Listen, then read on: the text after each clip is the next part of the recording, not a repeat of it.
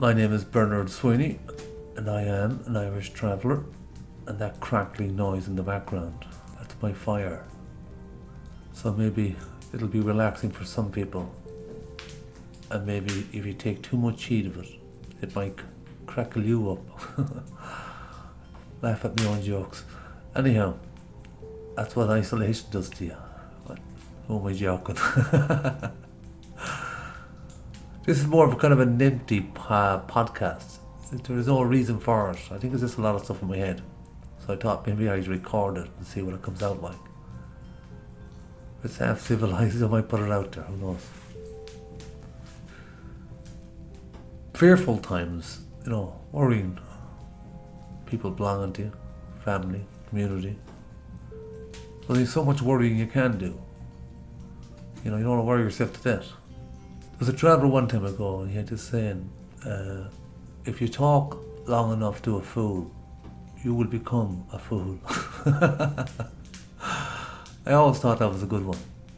The meaning by it was, from a traveller perspective, was sometimes be meeting these people coming from school, and to be all educated up. And they know it all because they went to school and they had read all their books and they were taught all their lessons and all that kind of stuff. But majority wouldn't have a spark between their ears, and that's it's not to be disrespectful. I think a lot of people will agree with that. I mean, if you take most governments, there isn't a spark. Some of the crazy decisions they take, or whatever. Jump into conspiracy theories now for 15 minutes. Yeah. Travellers get a bit narky, right? A bit crabby with me sometimes. Not all travellers. One or two. And again, I can make the distinction, but I even hate making distinctions. But I think sometimes making the distinctions, if you think you can better for all, I think maybe it's worth the risk. And again, it's not to take anything away from anyone. In the same way, if I had stayed in school when I was very young, or indeed if I had been given an education when I was young. But to go on through that and go into an educational environment, so hypothetically, a traveller organisation would be a learned type process. And then they have a bunch of restrictions that come from state agencies and criterias and rules and terms and conditions and deadlines and applications and all of that. All so much tied up. And it all trails back to one person, the minister. So they didn't get that far sometimes. Well, we know it doesn't. Because the minister doesn't miss it off his table. But that's it. All of that work. And then the stroke of a pen. No, rejected. Gone. History. So this is it now. I thought I'd sit here and tell you what was in my head. Then when I start talking, I've forgotten what was in my head. I think also what after the virus, after the pandemic, a little bit puzzled by it. Quite honestly, I make all the highly recommendations and all the suggestions wholeheartedly and sincerely. I do it more times than often because it's the people around me and the people who I love and are elderly and are old. There's a couple of brilliant videos Mags Casey had put up Facebook, messages and videos. People should go on and look at them. Absolutely brilliant. I was going to post them, but sadly and unfortunately, Mags' daddy had passed away. My sincere condolence to a wonderful human being and a wonderful family. Her sister Bridgie is also an activist. Been involved for years. Such determination. It's sad. Of all the things we do battle, all the things we didn't need to battle, all the things we're fighting and we didn't need to fight. Obstacles, barriers, fences, boulders, injunctions, courts, you name it. Everything thrown at us. Puts fear into anyone. Because when anyone mentions coronavirus, that's the first thing we think of. We don't think of ourselves. I'm sure a lot of people are like that. Well, I'd like to think of a lot of people like that. Yeah, we think straight off of those nearest and dearest to us and those who might be most vulnerable. Yeah. There was another traveller, he had another saying, and it was, oh yeah, if you're going to be a fool for yourself. Fool is a very big word that got a lot of people into trouble in our community. Des Bishop does a good stand-up comedian job on it, you should look it up. It's like every second word is fool. Pure fool, fool's fool. Oh, it goes on and on and on. You go foolish over it. There's another comedian, Tommy Tierney, gas man. Gas man is not as funny as he thinks he's funny. I think he got most of his popularity and his fame from actually mocking people. The most vulnerable, isolated, cut off from society kind of people. People with no voices. He made his money from more or less that. The odd thing is that in one of his videos he's mocking two young travellers that he met in Galway. And the two travellers had a particular accent. They were like shouting Tommy and so on and so forth. But of course he was emphasising on this, how the travellers spoke. That is, it's the way we speak. Oddly enough, when you think about it, when you take a step back from it, them two traveller children were speaking somebody else's language. Like English isn't our language. It isn't the Irish settled people's language either. But they think it's their language. So of course here was this English mentality speaking person in a Normandy town called Galway, mocking two indigenous Irish people. Himself thinking he's the default Irish.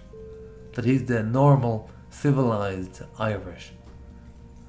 He's the guy who goes and tells all his friends and his mates across the world about Irish this, that and the humour and the music and whatever else he spins his yarns on.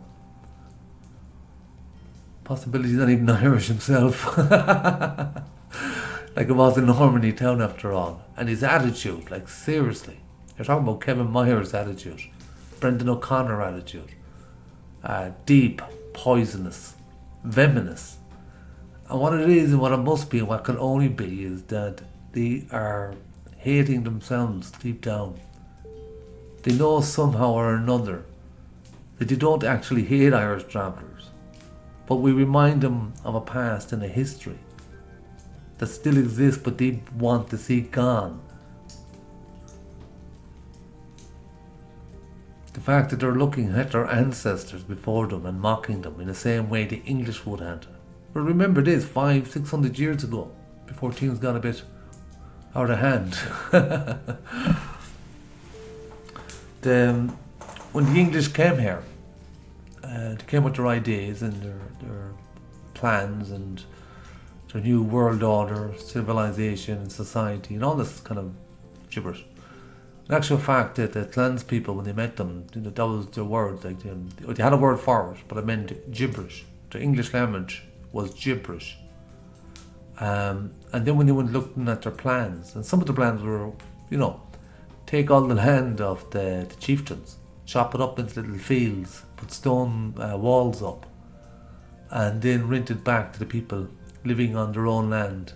And if they can't keep up payments, the rent and pay heavy taxes on their own land, they lose their own land to the English. So that was their master plan, the Book of Discovery. So of course the clans, the chieftains and the people, they said that's just backward. And then they couldn't understand why they wanted to keep cutting down forests and chopping up the wood and they believed the woods, the trees, the plants, the bees, everything that was nature was Earth's, that nobody owned it, nobody could own it. Why would they own it? How good would it be? It was for everybody. So I think that was just a glimpse of old Irish society, that we were far more advanced than the English one. And I don't mean to mock that and the English one in terms of the English people that might feel all proud. This is not an anti-English or anything like that. Far from it, I don't have that anti. I mean, I'm the victim of the other anti most of the time. I wouldn't say anti, but the other side is yeah, I think you know what I'm trying to say. So yeah, it's not to mock the English or anything like that. Their history is complicated too, for the little bit I do know about it. but I do know that they too were invaded.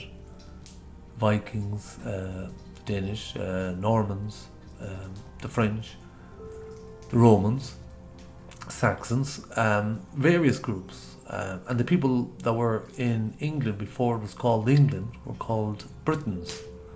And their country was called Britannia, I believe. Something to that effect anyway. And basically, I think they were just also kind of farmer people, very similar people that would have been in Ireland. Pretty much cousins, same people. Very possible, highly possible. So, they were pretty much destroyed. The Romans then built up London. So London was built in the mentality and the image of Rome. They were the guys who were designing and plotting it and developing it and so on and so forth. It was the Irish that had built it, of course, probably. Well, not the Irish, but maybe. It was slaves anyway, one way or the other. So the point, I suppose, is that, England then had that, the English language. So maybe around that time prior to that, at some point, no, it would have been after. Yeah, it would have been after. I think there was like the 7 kingdoms of England or Great Britain, whatever you want to call it. No disrespect, I didn't know it off, but you're quite confusing yourself. You're English one minute, you're British another. You was mitered. anything that moves forward is British. But yeah, I suppose then the English language, that was partly Germanic, they call it, Germanic tribes. Just German tribes. And then it was also part of it, there was Spanish, French, the Vikings, the Saxons. All of them constructed this language called the English language. This is my theory, of course, but I'd go a bit before I could be completely knocked off or knocked out of the ballpark, as they say. But it's not to say the English language did not exist prior to that. But once these imperials, these kingdoms, these empires, I suppose one way they were unifying, decided maybe to create this language called the English language to control the people. Because most of the people at the top, even when the people were speaking this English language, were still speaking French or Italian or whatever language you might be speaking. Latin, sorry. Maybe not Latin, I'm not sure. But they were speaking various other languages other than the English language. But it's when they start constructing it, I think. And maybe the reason they didn't speak it because they understood it. And it was a language of control anyway. Understanding that, the people that sell you this language or promote this language or force you by law to accept this language in different countries. You probably wonder where I'm going with all of this and talking about this mentality and the languages, but difficult to know. You ever grow up knowing something or feeling something, but the problem is nobody else knows about it, and you don't even fully know about it yourself, and you can't fully explain it because there's no really way of explaining it. Of course, later when you pick up bits and pieces, it's not to say that my version of this is unique in terms of colonialism. It's not. Probably is in some way, in some factors, because if you think about the English colonialism, I suppose Ireland would have been the first overseas country to be colonised. And for 800 years we were under that English mentality, that English rule. I know it didn't go on that long, and there were people still speaking Irish and Celtic languages and so on and so forth up to the 1800s, maybe early 1900s, thereabouts. Got smaller and smaller and smaller. Of course, people would tell you it's because the English language was, better language and so on and so forth. Everybody was using it. That was the purpose for it, wasn't it? It was the people that destroyed your country, then put up these institutes, and then told you to speak this language and use it as a means of control. I know it sounds a bit crazy, but maybe it doesn't sound that crazy when you think about it, because there was a guy called Edmund Spenser, and he was an old English poet. He was about 20 years living with the clans and the chieftains and so on and so forth. And he wasn't much of a poet. But I think that's what bothered him more, because poets in Ireland were different from the poets in other parts of the world. Our poets were a bit more kind of rhymey towards a story to it or a purpose to it. Some of the English ones can be just words, go here, there, and anywhere. And not saying that the English poets are crap or anything, but I'm just saying the Irish ones were better. That's all. So there were different poets, but he was with them for about 20 years. And he also wrote his own stuff, obviously, or else he wouldn't have been a poet. But the Fairy Queen, I think it's called, he'd written other bits and pieces. But he also had fallen out in the last 5 years with the Clans for whatever reason. I think he got rejected from one of the bureaus. But I said, "Will you go away and wash yourself?" Nits. But they ran him anyway, or he left it with a bad taste in his mouth. So he went away and he started writing up how we would demolish, destroy the Irish psyche, the Irish Celtic world, the Irish language.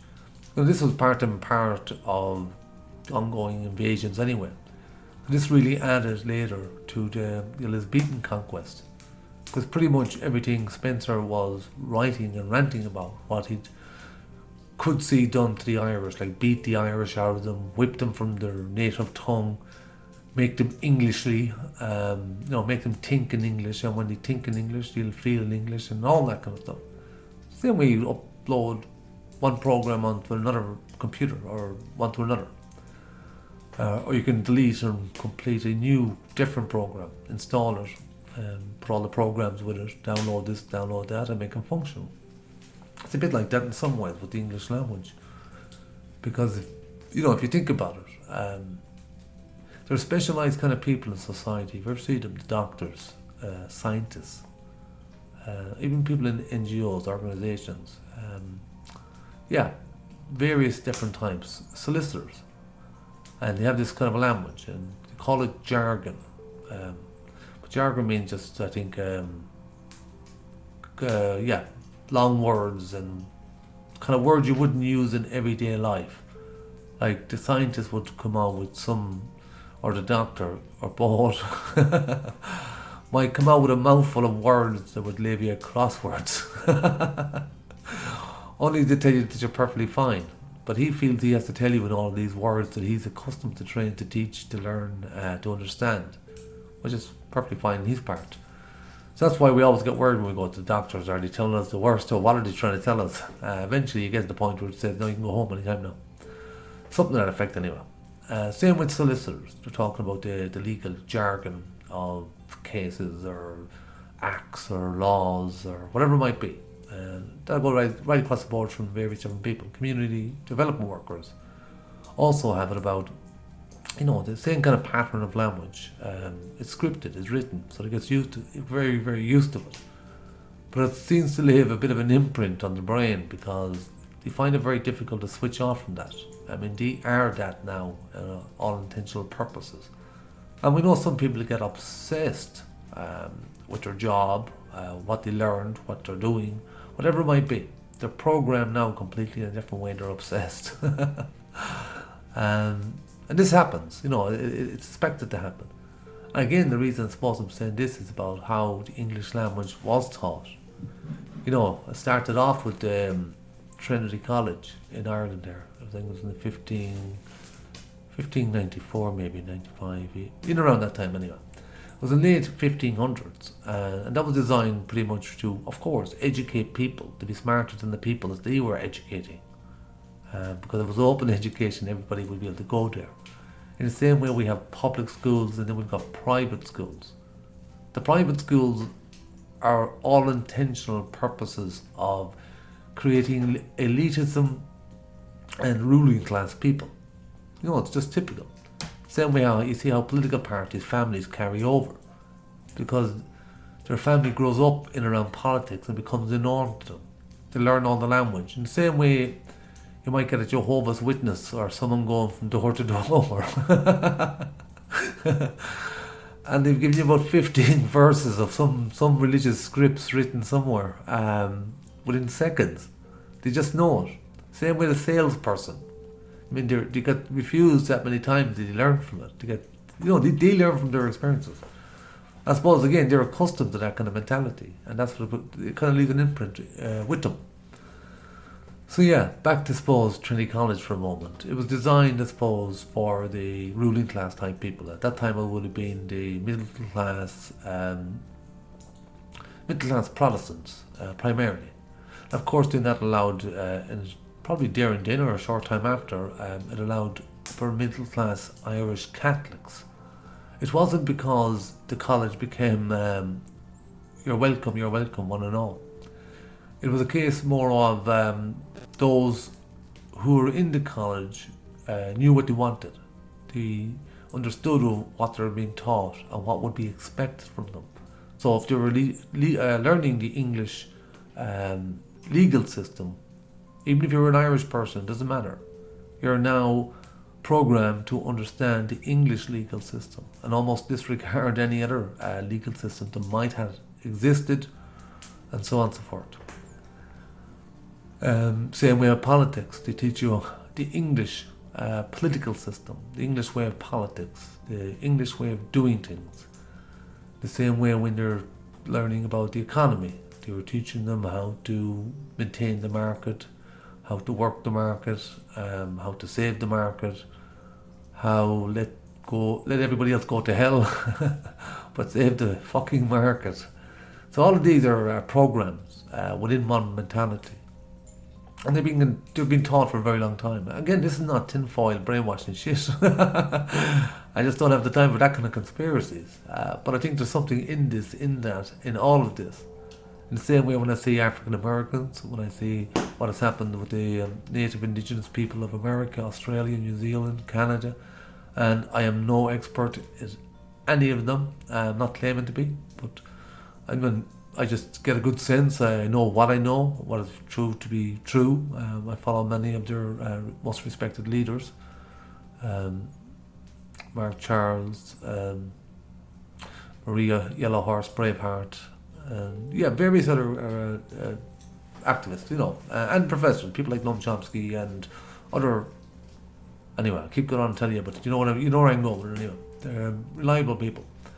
So when we see what happened then, like you take Africa, those people were taken as slaves. They were brought to America. We know this.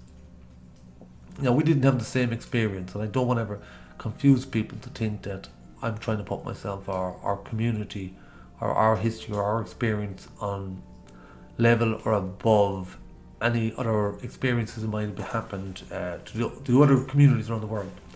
Because the fundamental difference, before we even go near there, before we even can talk about that, people would first have to understand is that when the English colonial system came here, we were pretty much prepared in some ways, in many ways, because one, we were a warrior class anyway, so we could fight.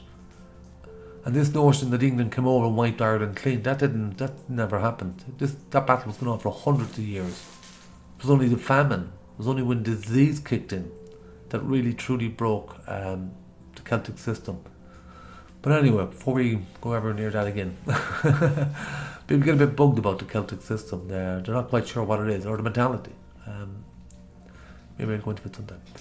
So, I suppose that's what with the programs of the thinking, and people were trained up and people were educated up, and you maintained it from one family to the next, one generation to the next, one decade to the next, one century to the next. This has gone on for hundreds of years.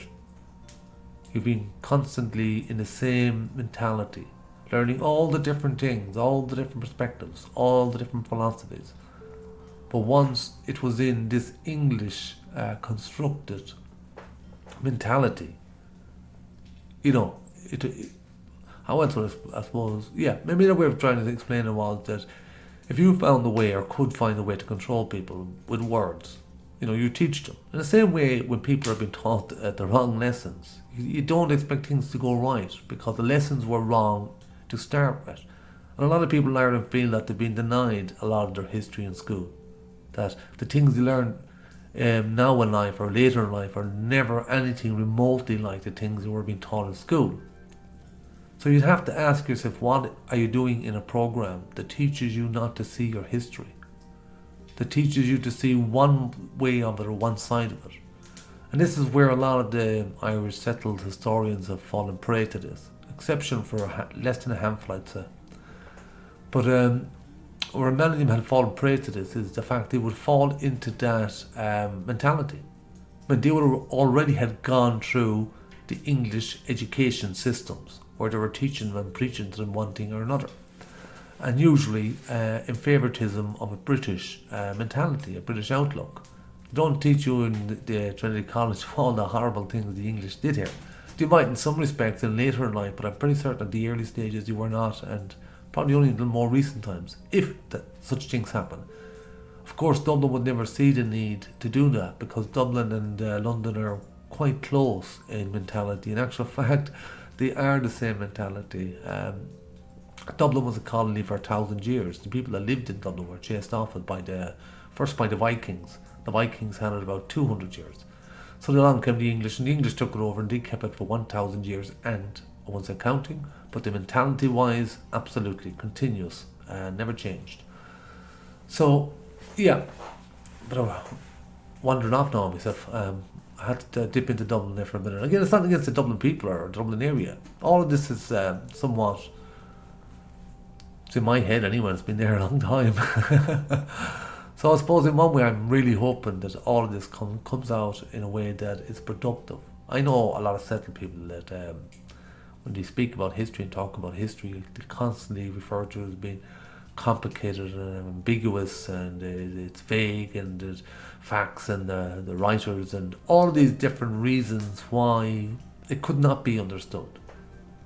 But that doesn't apply for everyone, and our history does not necessarily apply in the same thinking terms as it would in the settled mentality. In actual fact, you see history, I think, different, and of course we were taught to see it different. One of the things you will find with traveller history is that it hasn't been broken. I mean, I see some Irish settled people, and those people get really excited themselves, and they go around dressed up in the, maybe, I don't know, 1600s, 1700s, 1600s outfits, looking like how our ancestors would have dressed back then. Which is okay if it's for a show or something, but I think they wear this as a symbol of who they are. I can tell you, my friends, we've come on a long way since then. We don't wear them. They're like, so 800 years ago. No, so the point I'm saying is they've lost their mentality in terms of they're trying to reach back for something that happened. But where they start is about 400 or 500 years ago. What we're saying is we don't have to do that because we've lived through the 400 and 500 years. We were brought up in the same mentality, the same cultural traits and awareness and thoughts, feelings and all sorts that goes with that. So that passed in our side for generation, parallel to the English teaching institutes, whether it be the colleges, and there was a lot of colleges set up after Trinity College, Maynooth College shortly after it, and all the Queen's colleges, because they seen how effective it was. They were taking people, educating them into programs that suited the British mentality, the British ruling class. So I suppose they exploited that. And some people do draw, or do kind of, what would you call it, fall into character, I suppose, or get carried away themselves after reading the book. I suppose, yeah, it's possible. If you see this, you will, of course, yeah. You see people, and take say people with religious beliefs, and they take the book as the sworn, this, that, and the other. It was still made by a person, but these see it as one of the most holy books ever. And some people go to some extremes. We've seen that. I mean, we never stop hearing about it. Christian invasion wars, or whatever it might be. Crusades. And a lot of war, a lot of violence based on a book. Not that there's anything wrong with the book, but it's interpretations and how people read it and how people understand it. That Bible has different meanings. It did have different meanings to different cultures, different worlds. But the English one, the Roman one, which was an English one at the time, I think, was an English Pope who signed off on the invasion of Ireland. So an English Pope signed off on the invasion of Ireland. So that's where they kick-started in, and that's where they started up their institutions. Yeah, What time is that now? 31 minutes. I think I'll leave it at that now, and we'll talk to you another evening, hopefully, maybe. Again, these are just thoughts in my head. Take care of yourselves. Bye bye.